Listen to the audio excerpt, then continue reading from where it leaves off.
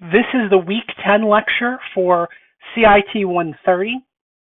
In this week, we're going to discuss some additional some more GUI stuff, and we're also going to talk about some additional event handling items that are of interest. Specifically, we're going to discuss the Windows events and some window controller events and some mouse events. We're going to look at adding scroll bars to items, changing the look and feel of a window, and drawing objects on the screen. It's going to be a very interesting discussion. And this is going to build on, again, what we've talked about 2 weeks ago. Last week, we discussed file handling, and then the previous week, we talked about graphical user interfaces. We did some things with menus. We did some things with buttons and text boxes and text areas, and we're going to expand on that. So the first thing I want to talk about this evening is handling Windows events. There are many events that happen when a user interacts with the application that we can handle. I warned you before, we're only going to touch a fraction of them. You can learn more on your own. There are plenty of resources on the internet that can teach you a lot of these different things. I think it helps to get the fundamentals from us in class, but this should get you started with the knowledge that you need to go out and look up anything else you want to look up. We're going to start today with window events. So opening and closing a window, minimizing and maximizing a window, changing the size of a window, making a window active, and, for the lack of a better term, deactivating a window are all things we're going to talk about in this lecture, in this section of the lecture. The first thing is, if we want to handle these window events, if we want to be notified when certain windowed events happen, we have to set everything up to listen for those events, and then we have to let Java know the window that we want. Which windows, when we create our window, we have to let Java know that we're interested in those events. So the first thing that we do is we implement the window listener interface. Just like the action listener handles button clicks, hitting enter in a text box, or clicking on a menu, the window listener allows us to handle window events. And there's a number of window events that we're allowed to handle. First of all, there is window opened. Okay, this happens when the window is opened up and made viewable to the user. Window closing is when the window is closed. On a Windows machine, think about it, clicking that X in the top right-hand corner. That's essentially closing a window. Closing is the process by which the window is closed. That happens before the window actually closes. And once the window is closed, there is also a window closed event we can deal with. There are two other events that are associated with buttons that are up in the top if we're talking Windows, in the top right-hand corner. Iconified and de-iconified. An iconified window is a window that is minimized. A de-iconified window is a window that is restored, not necessarily maximized, but is restored. We also have a window activated. That means the window is brought front to the user. Again, in Windows and in Apple and in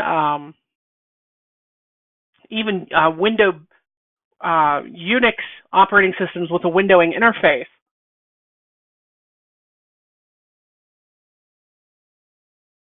a window can be brought up to the foreground, which means it's made active and it's the one the user is currently interacting with, or it can be pushed to the back. And if it's pushed to the back, then it is considered deactivated in Java. So we have window activated and deactivated. So what you'll notice is that, and you can even see here on the screen, I've got these events up here. you can see that for every event, we have at least one other corresponding sort of opposite event. So we have a window opened and a window closed. We also have a window closing. We also have minimizing the window and restoring the window, not necessarily maximizing it, but restoring it to the screen. And in the case of Microsoft, taking it out of the taskbar. In the case of Apple, taking it out of the dock. We have an activated, which means the window is brought to the foreground and it's the one the user is interacting with. And we have deactivated, which means it's sent back into the background and is not the window that the user is currently dealing with. And you can see we have a lot of pairs of events here. As an example of how to do all of this, again, you have to let your class know you're going to be implementing the window listener interface. Okay, just like with the action listener, we had to implement the action listener interface. To deal with window events, we have to do the window listener interface. When we implement the window listener interface, we have to provide implementations for each and every one of these methods. Window opened, window closing, window closed, window iconified, window de-iconified, window activated, and window deactivated. We don't have a choice.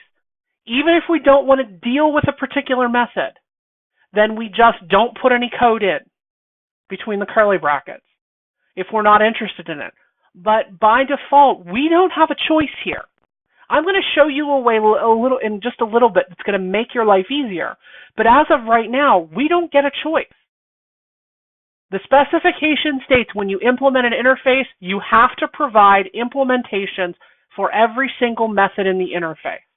That means that we have to write in our code, even if it has just an empty set of curly brackets after it, we have to write the method for window opened, window closing, window closed, window iconified, window de-iconified, window activated, and window deactivated. That's 7 methods that we have to write the code for. We don't get a choice in this. Again, I will show you a way to make that easier on you later. Once you've got the handler methods in, once you have told Java you're going to implement the window listener interface, we again have to notify Java that we're interested in hearing about these events from our window. And how do we do that? The JFrame class has a method called add window listener. And if you'll recall from the idea of inheritance, if we extend that JFrame, if we inherit from that JFrame, we get all of its public methods, including add window listener. We call add window listener, and just like we did with the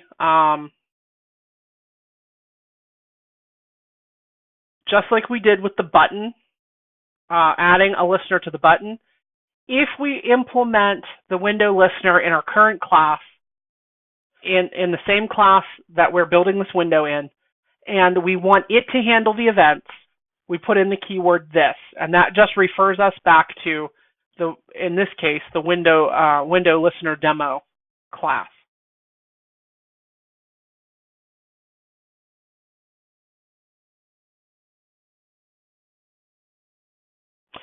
All right. If you will, you're going to be advancing to the next slide, and you're going to be working on exercise 1, which is essentially going to create this program for you. But before you do that, I want to show you how you're going to set this up so that you get the 2 files. There are 2 files involved, 2 classes involved. I shouldn't say that. I should say 1 class and 1 application involved in creating this sort of demonstration program. So let's take a look at that. We're going to go into NetBeans. It's been a while since we've done this, so I'm going to walk you through it for this first exercise. We're going to click on Java and Java application. We're going to click next. I would set the location you want to save this stuff at, because obviously you're going to want to keep a hold of this. You may even want to take it back and forth to class with you. I know many of you are going to be watching this from home, so you'll want to make sure you save this somewhere where you can take it back and forth. The project name is going to be, for exercise 1, Window Listener Demo. The Create Main class, I want you to make sure that you put in the following: Test Window Listener, because that's going to be the program that has our main, that's going to be the class that has our main method. We're going to click Finish. It's going to create everything. Under Default Packages, we're going to go to New. We're going to right-click on it, and then go to New, and then go to Java Class, and we're going to create the class that contains the definition for our window and our window handler and our window event handler. And we're going to call this Window Listener Demo.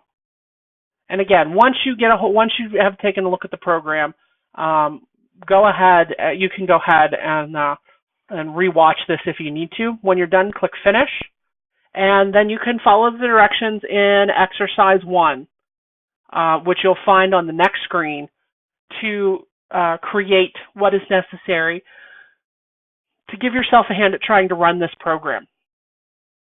When you're finished, you can advance to the slide after that, which will include a video walkthrough of the program and how everything, and again, a review of how everything works.